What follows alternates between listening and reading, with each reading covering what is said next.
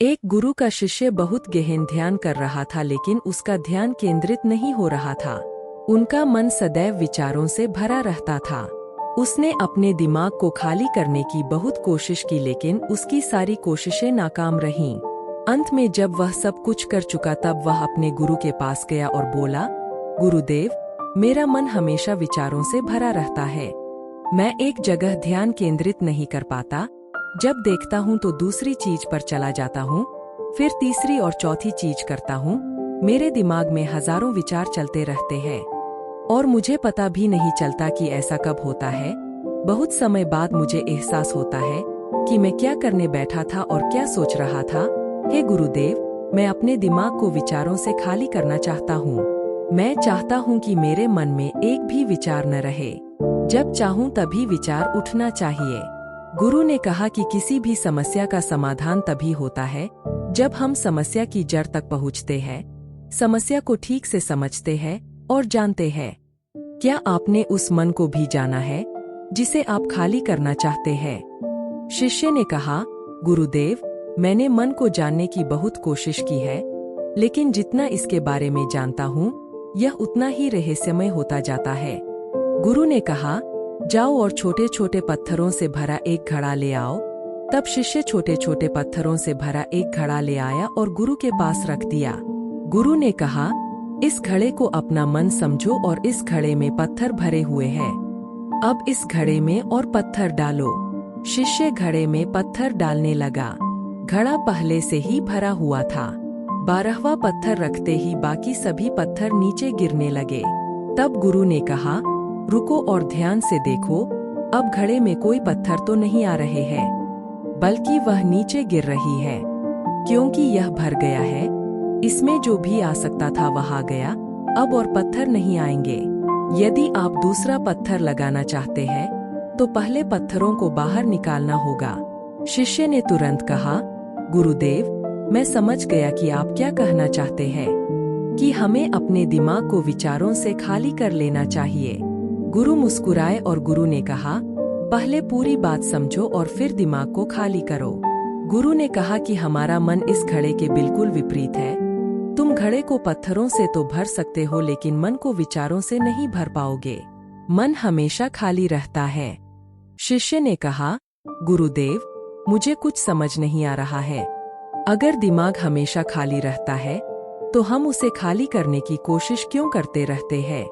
इसकी क्या जरूरत है? गुरु ने कहा, इस घड़े से एक एक करके सारे पत्थर निकालो। शिष्य ने वैसा ही किया और घड़े से एक एक पत्थर निकालता रहा और अंत में घड़ा खाली हो गया। गुरु ने कहा, देखो, तुमने एक एक पत्थर निकाला, यह घड़ा खाली हो गया है। अब आप इस घड़े में कोई भी पत्थर डाल सकते हैं, दूसरा पत्थर डाल सकते हैं, या फिर वही पत्थर दोबारा डाल सकते हैं। आप इसे आधा भर सकते हैं या फिर पूरा भर सकते हैं। शिष्य ने कहा, गुरुदेव, मैं भी ऐसा ही हूँ। मैं बता रहा हूँ कि मन को खाली करना है। ये तो पत्थर है, इन्हें आसानी से निकाला जा सकता है और घड़ा खाली किया जा सकता है, लेकिन मैं अपने मन को कैसे खाली करूँ? गुरु ने कहा, इस खाली घड़े में एक पत्थर डालो और 2 पत्थर निकाल लो। शिष्य ने यह कहा, ऐसा कैसे हो सकता है कि जब इस घड़े में एक पत्थर होगा तो एक ही पत्थर निकलेगा, फिर 2 पत्थर कैसे निकल सकते हैं? गुरु ने कहा, चलो ऐसा करो, इस घड़े में 2 पत्थर डालो और 4 पत्थर निकाल लो। शिष्य ने कहा, गुरुदेव, यह कैसे संभव हो सकता है? ये कोई चमत्कारी बर्तन नहीं है कि 1 डालो तो 2 निकालो, 2 डालो तो 4। गुरु ने कहा, यह घड़ा चमत्कारी नहीं है, लेकिन तुम्हारा घड़ा यानी तुम्हारा मन चमत्कारी है। यदि आप इसमें एक विचार निकालेंगे तो इसके पीछे 2 विचार होंगे। जब आप उन 2 विचारों को पकड़ते हैं तो उनके पीछे 4 विचार उभर आते हैं और वह खाली नहीं रहता। यह मन का भ्रम है कि सब कुछ है लेकिन कुछ भी नहीं है। शिष्य ने कहा, गुरुदेव, आप जो कह रहे हैं वह मैं समझ गया, लेकिन क्या मैं हमेशा अपने विचारों के जाल में फंसा रहूंगा? क्या मन के भ्रम से बाहर निकलने का कोई रास्ता है? बिल्कुल नहीं।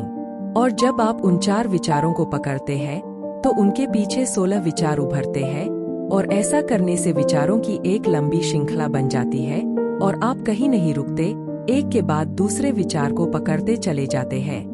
यह मिट्टी का घड़ा पत्थरों के घड़े के समान है, भरा रहेगा लेकिन आपका मन कभी नहीं भरता, वह हमेशा खाली ही रहता है। हमारा दिमाग भी एक विचार के बाद हमारे लिए हजारों विकल्प खोल देता है और हम एक मुख्य विचार को छोड़कर उन हजारों विकल्पों में फंस जाते हैं।